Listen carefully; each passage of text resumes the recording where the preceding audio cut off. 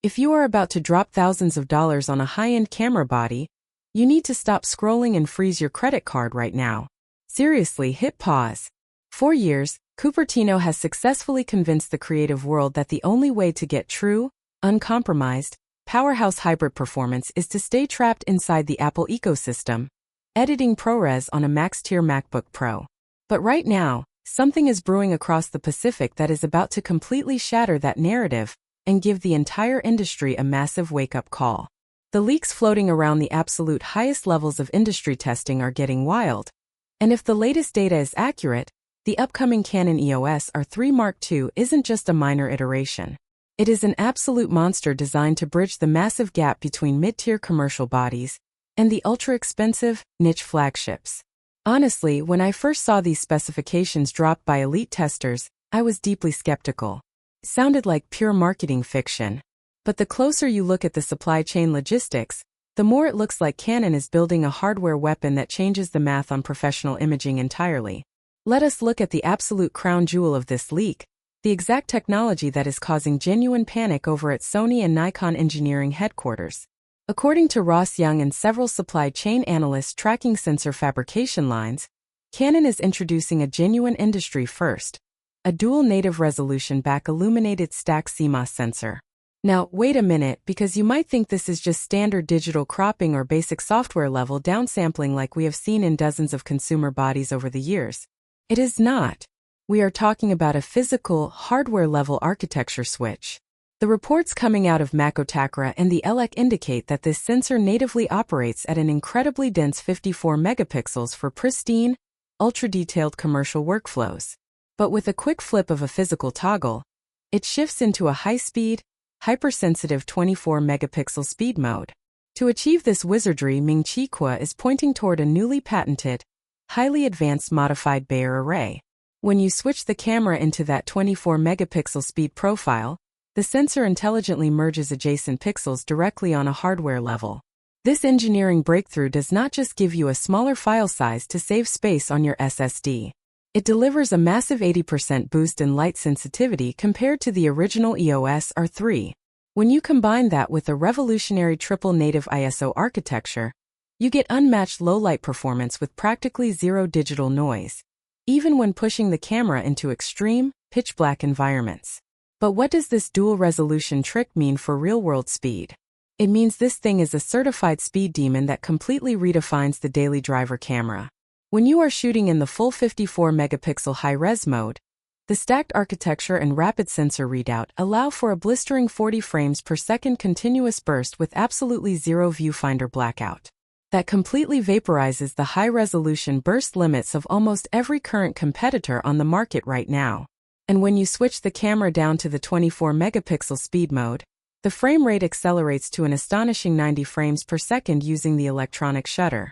This is not some short, gimmicky burst trick mode either. DG Times reports that this is fully backed by an entirely upgraded buffer system and dual CF Express Type B card slots operating on a massive PCIe data highway. You can sustain these absurd frame rates without hitting a performance wall midway through a critical sequence.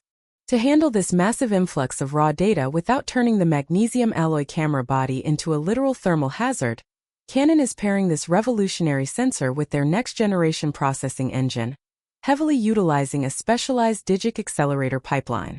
Think of it like Apple stacking an M-series chip next to an R1 spatial processor. This dual-chip architecture unlocks processing speeds that are completely unprecedented in this class of camera. The immediate beneficiary of this massive computational leap is the brand new Eye Control Autofocus version 2.0. When the original R3 launched, the eye tracking autofocus was an incredible, albeit slightly finicky technical showcase. Version 2.0 complet. Ely rewrites that narrative.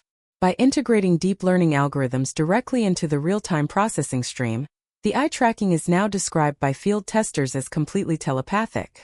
The system uses a multi-point infrared sensor array inside the viewfinder to track your pupil with microscopic precision. The moment your eye shifts to a subject on the edge of the frame, the camera locks on instantly.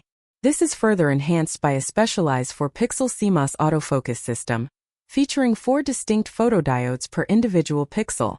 The result is total cross-type phase detection coverage across all 54 million pixels, allowing the camera to track horizontal, vertical, and even diagonal vectors simultaneously. It makes you wonder, are we getting to a point where the hardware is doing all the work for us? Drop a comment below and let me know if you think this much automation takes the skill out of photography, or if it is just the natural evolution of the tool. For hybrid professionals and cinema houses, the video specifications are nothing short of breathtaking. Canon is leveraging the full width of that 54-megapixel sensor to provide internal 9K RAW recording at up to 60 frames per second. The level of detail and reframing flexibility this offers for premium commercial masters is staggering. If you need hyper-smooth slow motion, the camera steps down to an oversampled 6K RAW profile at a blistering 120 frames per second, or a completely uncropped pristine 4K video profile at up to 120 frames per second utilizing every single ounce of data from that advanced sensor architecture.